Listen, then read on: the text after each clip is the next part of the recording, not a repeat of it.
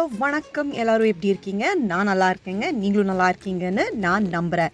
இன்றைக்கி நான் உங்களுக்கு ஒரு சூப்பரான ரெசிப்பியை செஞ்சு காட்ட போகிறேங்க. அது என்னென்னா வாழைக்காய் கோலா உருண்டை. எக்ஸாக்ட்லிங்க, இது மட்டன் இல்லை, சிக்கன் இல்லை, வாழைக்காயில் ஒரு கோலா உருண்டை. செம்மையாக இருக்கும், செம்ம கார சாரமாக, உங்களுக்கு கிறிஸ்பியாக அவ்வளோ நல்லாயிருக்கும். வாங்க எப்படி பண்ணுறதுன்னு பார்க்கலாம்.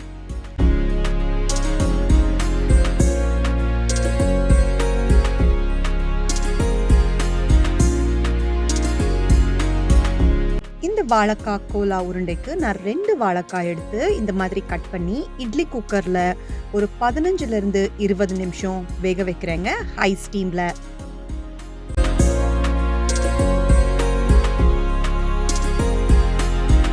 20 நிமிஷத்துக்கு அப்புறம் உங்கள் வாழைக்காய் இப்படி தான் இருக்குங்க. நீங்கள் பார்த்தீங்கன்னா, நான் ஒரு வாட்டி டெஸ்ட் கூட பண்ணி பார்த்துருக்கேன், அவ்வளோ சாஃப்டாக இருக்கும். நான் உங்களுக்கு ஸ்பூனில் எடுத்து காட்டுறேன், உங்களுக்கு அவ்வளோ சாஃப்டாக வரணும். இதுதான் கரெக்டான பதங்க.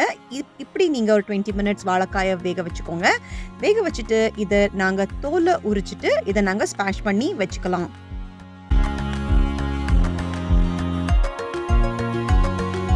இங்கே நான் கோலா உருண்டைக்கு தேவையான மசாலா தான் எடுத்து வச்சுருக்கேங்க. ஒரு 1/2 ஸ்பூன் மிளகு, 2 ஸ்பூன் சோம்பு, 1 ஸ்பூன் ஜீரகம், 3 ஸ்பூன் கொத்தமல்லி விதை. இது நாங்கள் செப்பரேட்டாக எடுத்து வச்சுக்கலாம். இது கூடவே ஒரு அரைபத்த தேங்காய், ஒரு 10லேருந்து 15 சின்ன வெங்காயம், கருவேப்பிலை, 3 காரத்துக்கு பச்சை மிளகா, அப்புறம் 4 வரமிளகா, கொஞ்சம் இஞ்சி, கொஞ்சம் பூண்டு.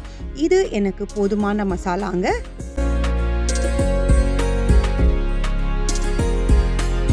ஒரு கடாயில் 2 ஸ்பூன் நான் எண்ணெயை விட்டுருக்கேன். எண்ணெய் காஞ்சதும் நாங்கள் இதில் மசாலா ஐட்டம்ஸை போட்டு வறுக்க போகிறோம்.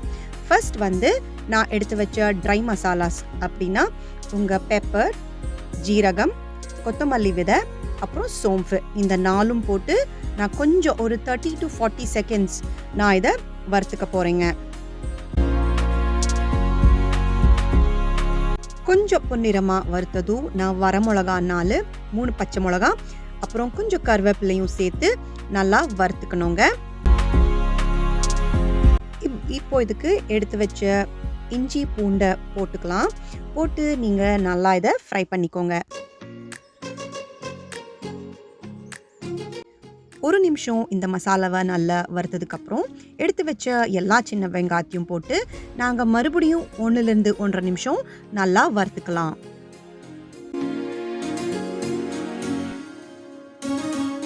இப்போ நான் ஒரு 1/4 டேபிள் ஸ்பூன் மஞ்சப்பொடி சேர்க்க போகிறேங்க. இது கூடவே இதுக்கு ரொம்ப டேஸ்ட் கொடுக்கறது என்னென்னா வீட்டு காரத்தூள் தாங்க. நம்ம வீட்டில் செய்கிறோம் இல்லையா, அந்த காரத்தூள். அது நான் 1.5லேருந்து 2 டேபிள் ஸ்பூன் இதுக்கு ஆட் பண்ண போகிறேன். கூடவே எடுத்து வச்ச தேங்காய் எடுத்து வச்சோம் இல்லையா, அரைபத்தை, அந்த ஒரு தேங்காவையும் நாங்கள் ஆட் பண்ணிவிட்டு வறுக்க போகிறோம். இப்போ இதுக்கு சேர்க்க வேண்டியது ஒன்று தாங்க, உப்பு. நான் இதுக்கு தேவையான அளவு கல்லுப்பு எடுத்து வச்சுருக்கேன். அதையும் இதுக்கு போட்டு நான் ரோஸ்ட் பண்ணி ஒரு 30 செகண்ட்ஸ் தான் இதை ரோஸ்ட் பண்ணிவிட்டு ஆஃப் பண்ணிட போகிறேன்.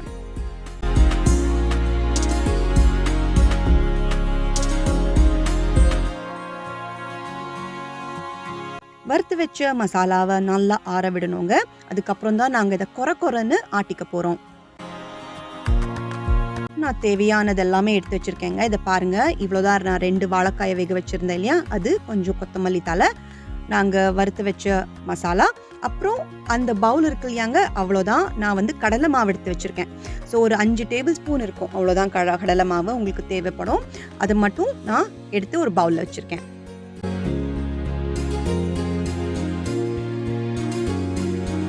வாழைக்காயோட பதத்தை பாருங்க. நீங்க கையில் எடுத்து சும்மா அதை ப்ரெஸ் பண்ணாலே இப்படி உடையணும், இப்படி நல்ல மாவு மாதிரி வரணும். இதுதான் கரெக்டான உங்களுக்கு பதம் கோலா உருண்டைக்கு.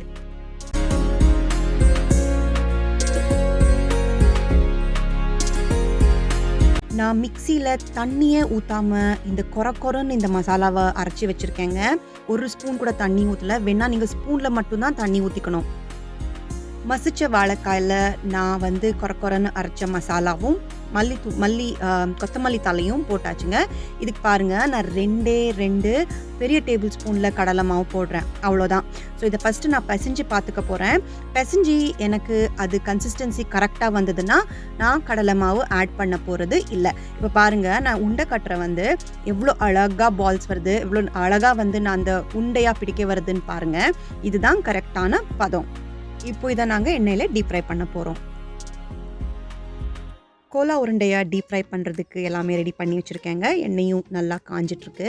இப்போ நான் இதை வந்து நல்லா உருட்டி பால்ஸ் மாதிரி பண்ணி வச்சுக்க போகிறேன். ஐ திங்க் ஒரு டைமில் நான் ஒரு 5லேருந்து 6 போட்டு வறுக்க போகிறேன். எண்ணெய் நல்லா சூடாயிடுச்சா இல்லையான்னு செக் பண்ண தான் இங்கே ஒரு சின்னதாக ஒரு டெஸ்ட்டு போட்டேன். ஸோ நல்லாவே எண்ணெய் சூடாயிடுச்சு. எண்ணெய் ரொம்பவும் காயக்கூடாதுங்க. ஸோ அதை நீங்கள் பார்த்துக்கோங்க. மீடியம் ஃப்ளேம்லேயே வச்சுட்டு நீங்கள் இதை ஃப்ரை பண்ணணும். நான் வந்து ஒரு 6 கோலா உருண்டை ஃபஸ்ட்டு நான் ட்ரை பண்ணி இதை நல்லா ஃப்ரை பண்ண போகிறேன். நான் ரொம்பவே கான்ஃபிடென்ட்டாக சொல்கிறேங்க, என்னோடய கோலா உருண்டை எப்போவுமே உடையவே ஒடியாது. அண்ட் டேஸ்ட்டும் அவ்வளோ நல்லாயிருக்கும். இது வந்து நான் இப்போ வாழைக்காயில் பண்ணி காட்டுறேன் இல்லையா, சிக்கனும் மட்டன் கோலா உருண்டை 2யும் நான் பண்ணுவேன். ஆனால் மெத்தட் வேறு, அதுவும் ரொம்ப நல்லாயிருக்கும். ஒரு நாள் நான் அது வந்து உங்களுக்கு செஞ்சு அப்லோட் பண்ணுறேன். இப்போ பாருங்கள், நீங்கள் எவ்வளோ அழகாக வந்து அவ்வளோ நல்லா வரும். Crispy outside and soft inside. So நீங்கள் வந்து இதை கோலா உருண்டை ஒரு 5லேருந்து 6 நிமிஷம் நல்லாவே ஃப்ரை பண்ணிக்கணும். இந்த ஸ்டேஜ்லேயும் உங்களுக்கு ஏதாவது கோலா உருண்டை உடஞ்சிதுன்னா உங்கள் மாவு இருக்கு இல்லையா, அந்த நாங்கள் செஞ்சு வச்சோம் இல்லையா, அதுக்கு வேணா இன்னொரு டேபிள் ஸ்பூன் நீங்கள் கடலை மாவு போட்டு பிசைஞ்சிக்கலாம். நான் போட போகிறதில்ல, இருந்தாலும் எடுத்து வச்சேன் ஏதாவது வேணும்னா போட்டுக்கலான்னு. ஆனால் எனக்கு இங்கே தேவைப்படலை.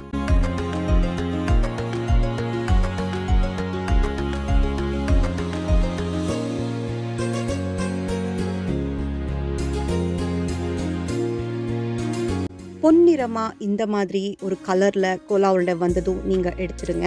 இதுதான் கரெக்டான கன்சிஸ்டன்சி. பாருங்கள் எவ்வளோ அழகாக வந்திருக்குன்னு. சாப்பிடவும் செம்ம டேஸ்ட்டாக இருக்குங்க. நீங்கள் ஒரு வாட்டி இதை ட்ரை பண்ணி பாருங்கள்.